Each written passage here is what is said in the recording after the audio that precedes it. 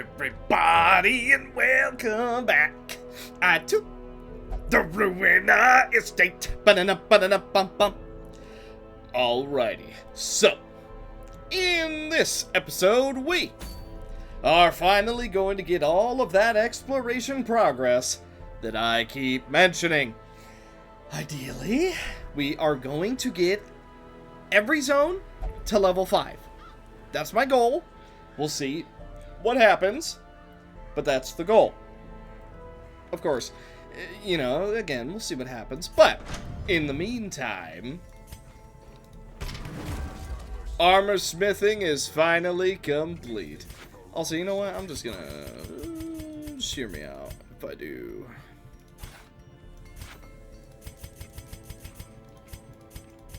Man, that's real expensive. Yeah, that's real expensive. But you know what? We're one step closer to getting the furnace upgrade. Look, we get so many crests and not enough deeds. I figure that's probably worth it. And the Mio that we rescued in the previous episode has level 5 stuff. And is level 5. So she's pretty insane. Obviously, we're not going to use her. But it's still nice to see.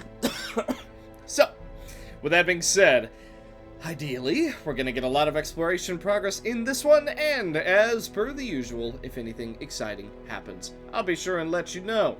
But, for the moment, that's the agenda. The Lumberjack makes his return.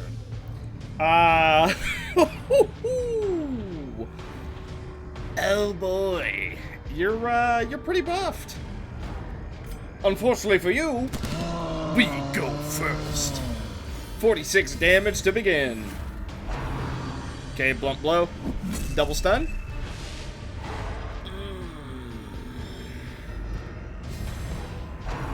Not good. Real not good. You know what, though? Quite a bit of damage reflection from Black Swan on Elira. We like that. Okay, big crits. However, he is actually hitting us as hard as we're hitting him. Big damage. Max roll. We take those.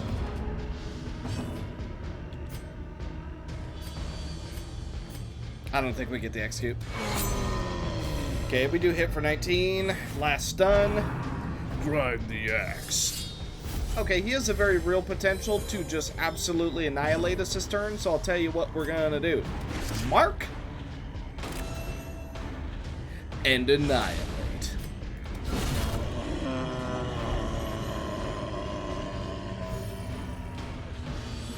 The only thing being cut down here is you. Tendon Splitter, Lumberjack's Trophy. 20% damage if target is below 50% health. Minus 10 accuracy. Ranged attacks cannot inflict bleeding, but every other attack inflicts a bleed, and on attack miss, you bleed yourself. Okay. Seems cool. Now, we are trying to go for the Steel Time Hakma thingy. So ideally we're able to get through this entire place, and with 2 camps we should be fine. But yeah, we're trying to get the 13th bell toll. I forget what it's called.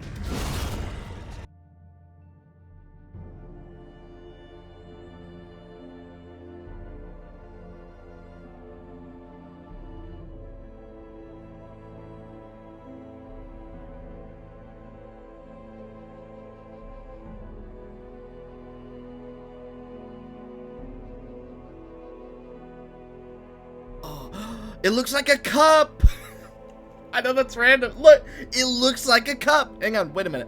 We've got the handle right here, right? I don't know why it'd be on the bottom, but just hear me out. And then, right, sides of the cup. This is the top of the cup. Okay, look, if it wasn't for the handle being at the bottom, it would look like a cup, okay? Just give me this. Hey, it's a deranged jester! Dude, I swear these guys only spawn in the ruins. Shame, really, that he has to die so quickly. Yeah, what we have here is an absolute kill squad, so unfortunately, our poor lad is not going to even get a turn. But still, really cool to see him.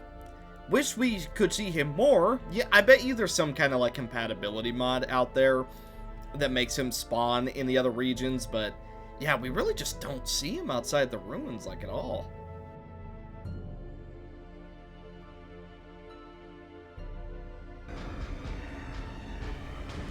Hello.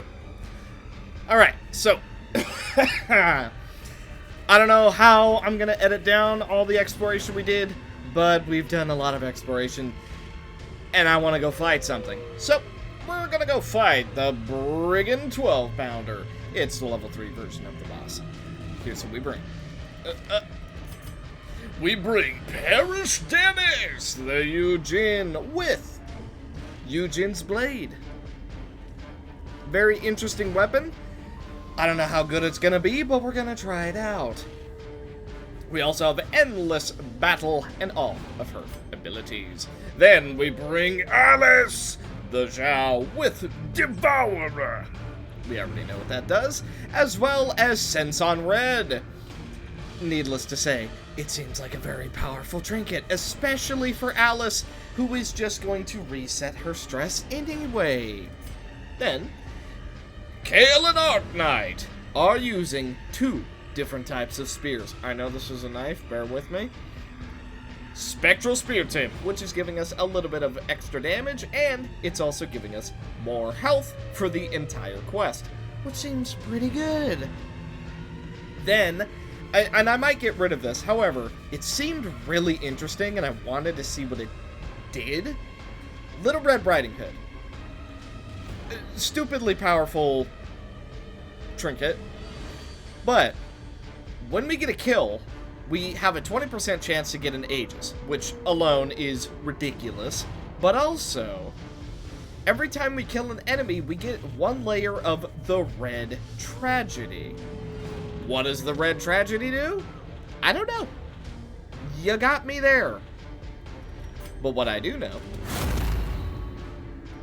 is that now we have 2 stacks. As soon as we end our turn, at least. Okay, you're dead. We get another one. No, we don't. Never mind. Question mark on that one. So, I don't know what the Red Tragedy does, but I know it sounds really interesting. So, ideally it does something really cool, but who am I to say? Oh! Well, you died to Blight anyway. Oh! And Blight counted for everything. Okay. Still don't know what Red Tragedy does.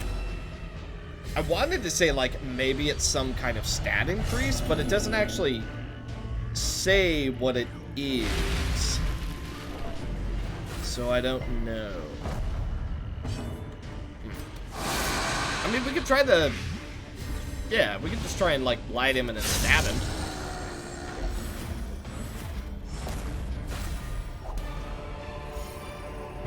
Okay, Red Tragedy, it has to do something. Does it activate the... Let's see, let's hover over our stats. Do we see anything? 15% crit. Is it our damage? I don't know. I really couldn't tell you on that one. So what I'm...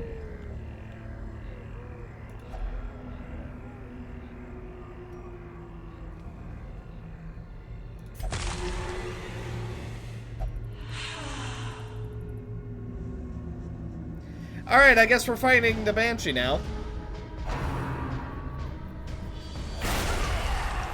Huh. Well, this didn't take the turn that I thought it was going to. Okay, well, basically the exact same chance to spawn the Banshee with the Curio as finding the chains with the Fawn. So I guess we take that. Alright.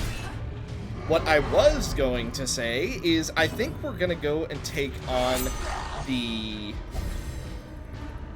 Comet, because I kind of want to fight that. Plus, we haven't. And with the amount of trinkets we have that are just like, oh, gain a bunch of permanent effects throughout the level, I think that we should be able to handle it no problem. Now, again, this is a level 3 mission, so we are absolutely dominating them at the moment. But, you know, when we go to the Infinite Farmstead mission, I think that'll be a lot harder. Okay, know your place. Takes out Mother. Okay, Banshee takes a little bit of damage.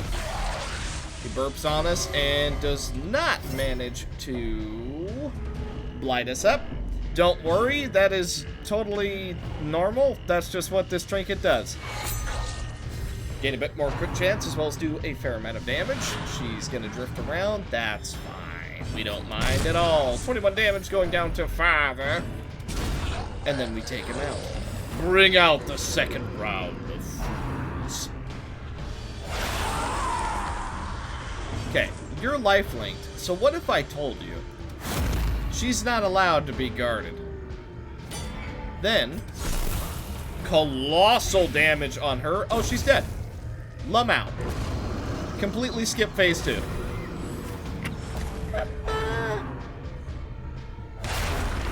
Yeah, that's pretty good.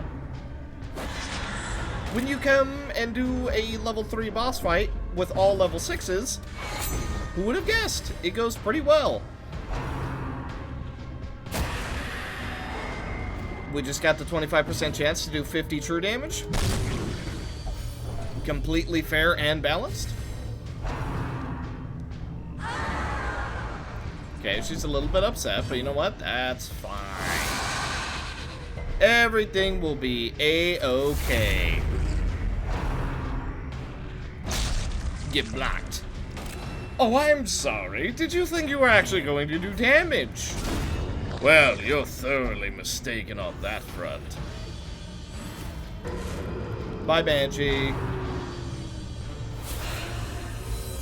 Happy we could help again. Huh. Wench's Pitcher. Buff rule tooltip target is guarding.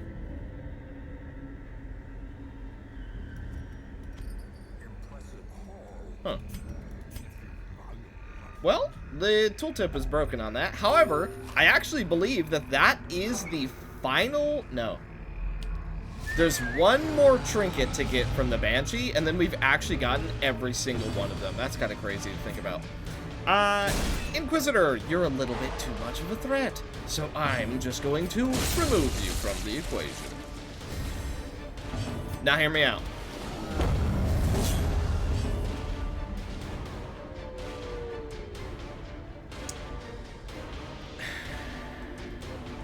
We had the potential to roll 92, just so we're all clear on that. Alright, well, you know, we rolled the 25% chance for the 50 damage, so I guess we had it coming.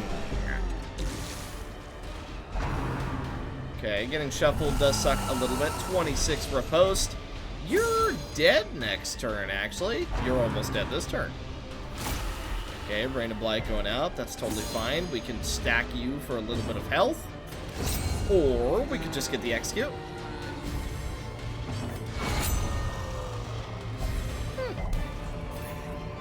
That's pretty good. Okay. Yeah, so I do think I've been skipping a little bit too much exploration for you guys, but we keep bringing out the exact same team since we only have a handful of people, so, you know, I thought it just wouldn't be that interesting. However, the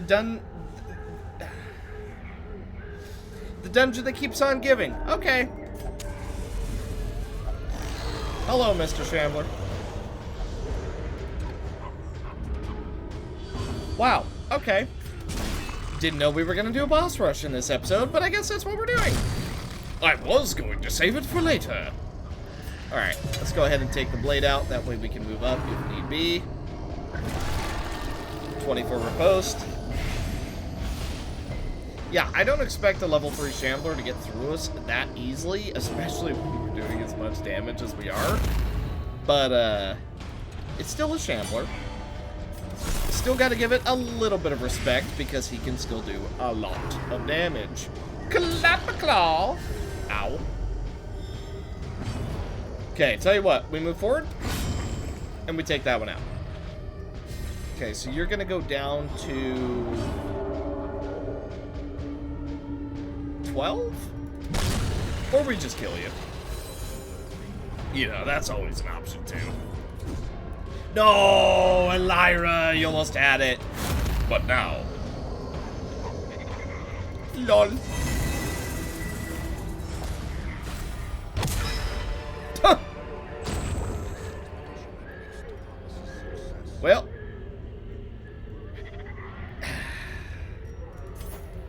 I mean, I did say we're not gonna use 90% of the Starry Night stuff, so this is gonna be as painful for you as it is for me. We don't want that. Only reason I took Little Red Riding Hood is because I, you know, wanted to see what it did. But, it's really painful to do that. But this is the Ruina estate, not the One Punch estate. Debatably, we should have camped. Meh. We'll be fine. You know what? We can camp after the boss, right? Just to see if there's a snake event. That should go pretty well. You death. Okay, you're blighted. You're no longer a threat. You are completely out of the picture as well. Bye-bye.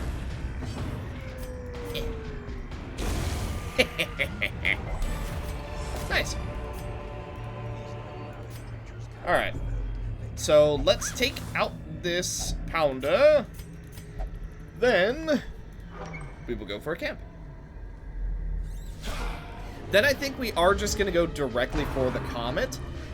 I'm expecting getting to him is actually going to be a huge problem. I am not expecting that to be easy, even remotely. Let's do some guaranteed damage to it. That minus damage resist is a little bit of a problem. However, when we're still critting for 22 damage, I don't think 3 damage is going to matter. Ow. Okay, we don't end up getting bled.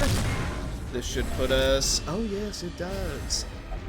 Feel the burn of the Iron Lotus!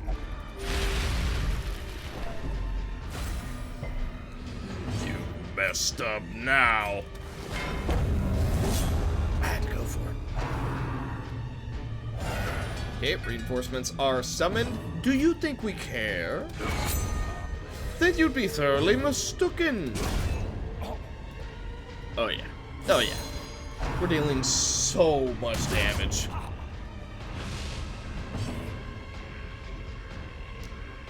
You know what? It just dawned on me. I did not say what Elira had. However, I mean, she's using the same thing that we've been using. Black Swan, Sneeze Head, Stunning Blow, Bulwark of Faith, Battle Heal, and Inspiring Cry. Like, she's been using that for a while, so it's kind of just expected. But you know what? It's not nice of me to leave someone out of the equation when showing off who we brought. Because what if she was using something else, right? That being said, Dante!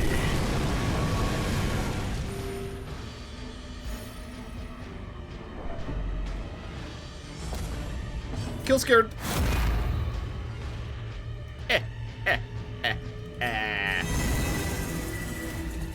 That was all on us.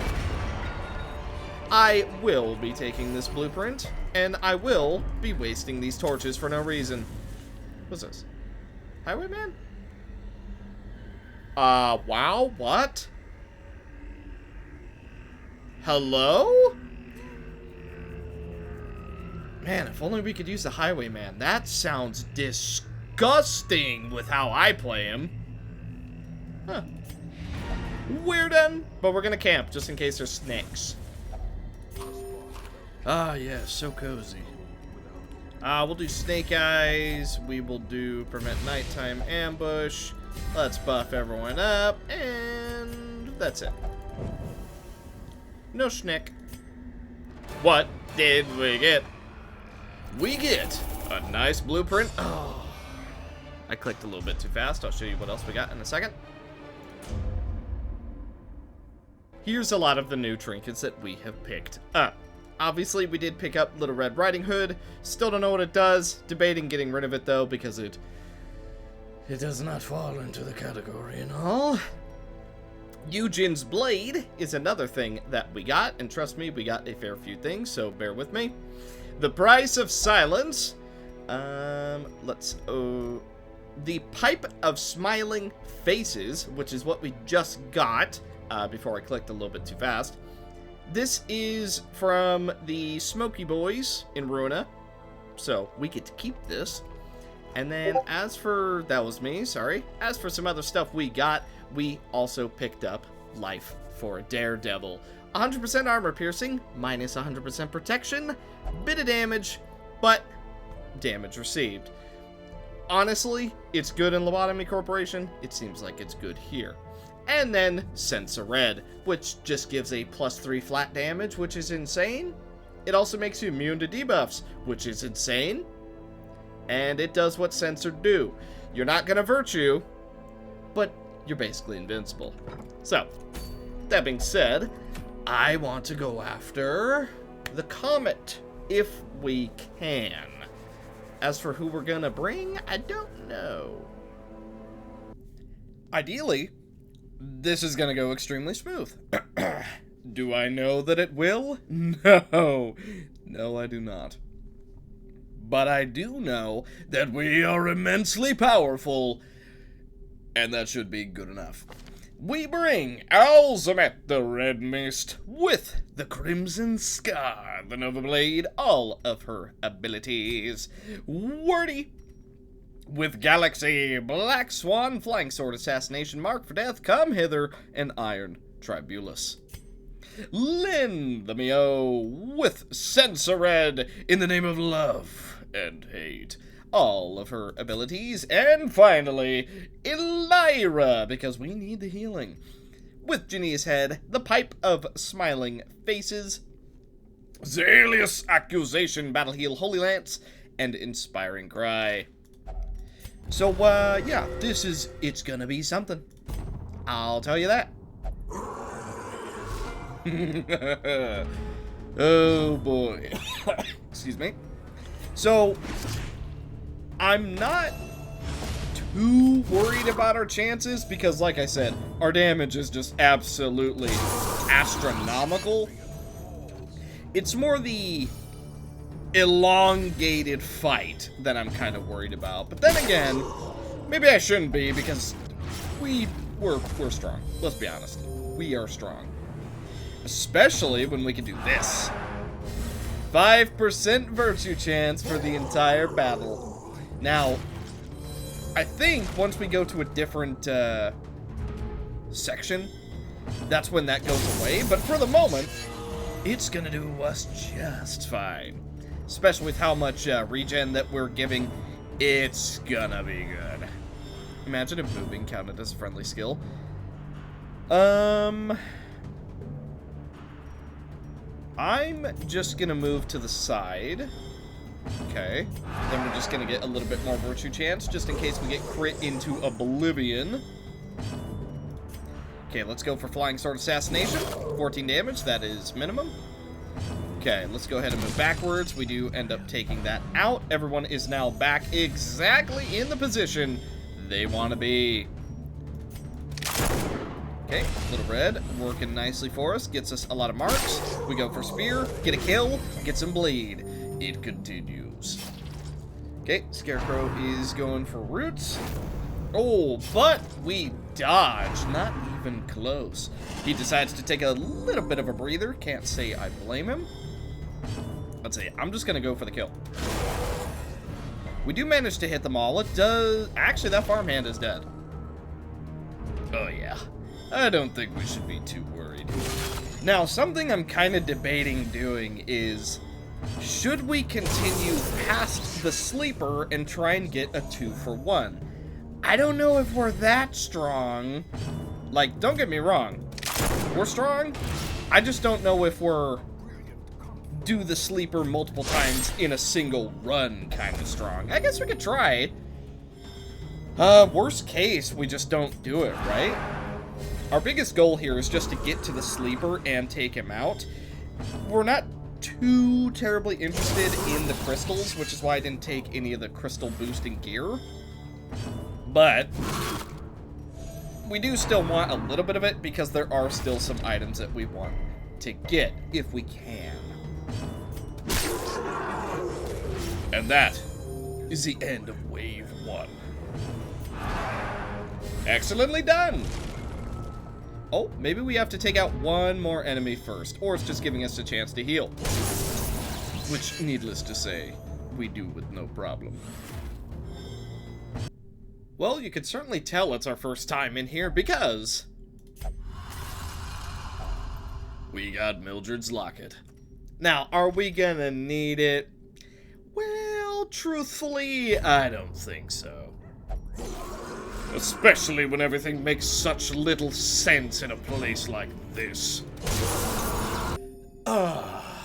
Plenty of healing for us. But you know who doesn't have nearly as much?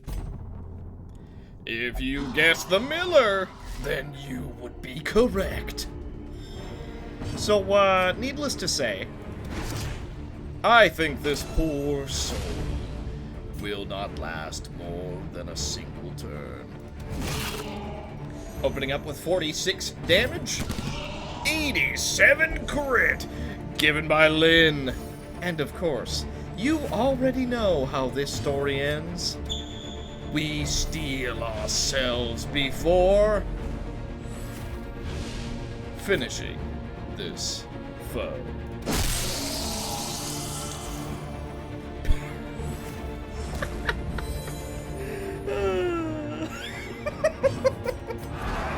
Completely fair and balanced. Yep. That's pretty good. That is pretty good. Hey, good thing we brought a key. Okay. Bit more food, so if we get another camp, we could do that. Bleedstone. Not useful, but whatever. We still have this healing injection just in case. But the Miller was but a stepping stone. We're going after the boulder behind it. A camp at last. Truly a wonderful thing, isn't it? Alright, let's go ahead and buff everyone up. I'm gonna get some more accuracy, get some more ranged, and finally, let us deal with that remaining bit of stress. Cool. Alright, so, we finally made our way to the sleeper. I think. Yes, we did. So, unfortunately, it is impossible to one-shot the sleeper. If you don't know why, well, you're about to find out. However, that won't stop me from trying. I will do as much damage as I physically can to it.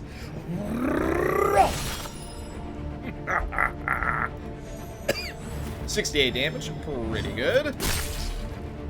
Okay, a little bit of AoE damage. Unfortunately, damage on the crystals does not matter unless you kill it. Which, of course, you know we're gonna do. Also, I forgot to shuffle people back to where they're supposed to be, so Elira is currently out of position. Befouling tint. Okay, we're, you know what? It'll be fine.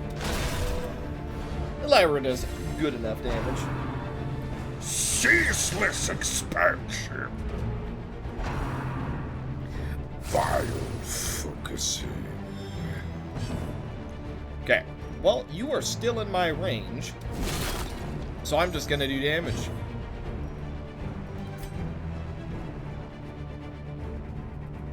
Value.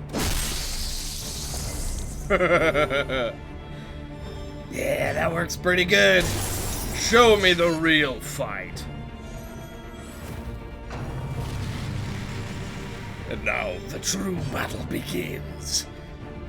This is why you physically can't one-shot it, is because once you kill the fracture, The real sleeper emerges. 17 damage in the get-go. Also, the sleeper does not get random buffs. I don't know why, but he just doesn't. I gotta tell you though, if he had like 100% more damage, I think we would be in huge trouble. However, he doesn't. So I'm just going to beat on him as if our lives depended on it. Because trust you me, in a different reality, they do. Just not this one. Oh, trust me. We come from a place where things that can destroy the universe are commonplace. Your stirring means nothing. However, that damage on Morty is very scary. Unfortunately, we have all the healing in the world. There is a little child giving us mega regen, and you cannot outdamage it. You can try, and you will fail. That being said, let us put this sleeper to rest. Wait for it. Wait for it. To rest! Yes, just as I said. Crushed by justice. And we got a memory. We also picked up a solar ring. Hey, pretty good. So we could keep going. This is an endless mode. Eventually, we would wrap around and fight another sleeper. However, I think that is a quest well done.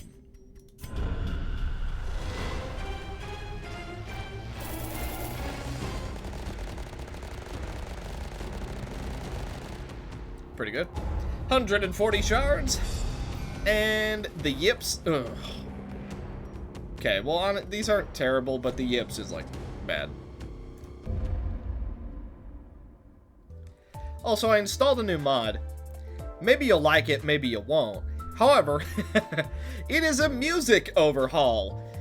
This is the Ruina lobotomy Limbus estate, so I figured it was fitting that we had all the music for it. Now, this mod did basically just come out, so a little bit of kinkage with it. Also, the music is very loud, but I can just turn it down. That's fine. Now, that being said, we do have the Weight of the Heart once again. We're not going to buy it. We don't have enough for the 2 other trinkets that we need. So, let's go ahead and see what quests are available. Let me see. Ooh. The Eye of Death. When attacking, buff self, Boundary of Death, plus 2% crit for the quest. On kill, refresh skill usage.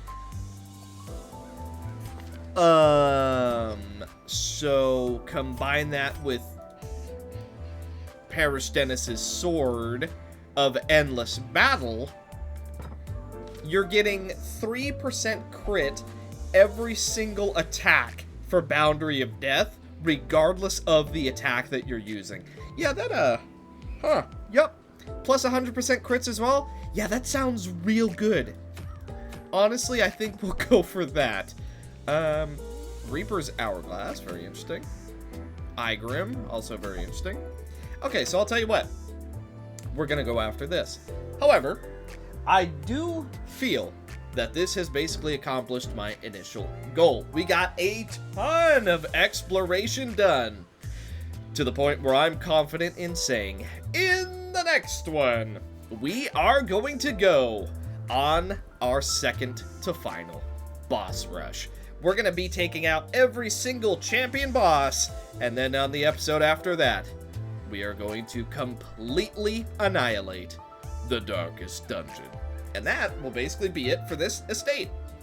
Now, I believe we're on week 60 at the moment, so yeah, we have been speedrunning the game. That's what happens when you are extremely strong. But overall, we've had a couple close calls. Now, granted, some of them are my own misplaying, but still, like, it's kind of funny with the random buffs. This estate still very much has the chance to just destroy us. Granted, I feel like we've done a pretty good job at denying that moment, but, you know, the amount of hope that everyone has will tell a story of who has been lucky and who has not. But, with that being said, thank you guys so much for watching. Hopefully you enjoyed. And in the next one, we're gonna go on that boss rush, and maybe we'll finally see the thing from the stars. who I've been trying to hunt down, but he just really doesn't want to show up, and I can't blame him. But thank you guys so much for watching, and I will see you in the next one.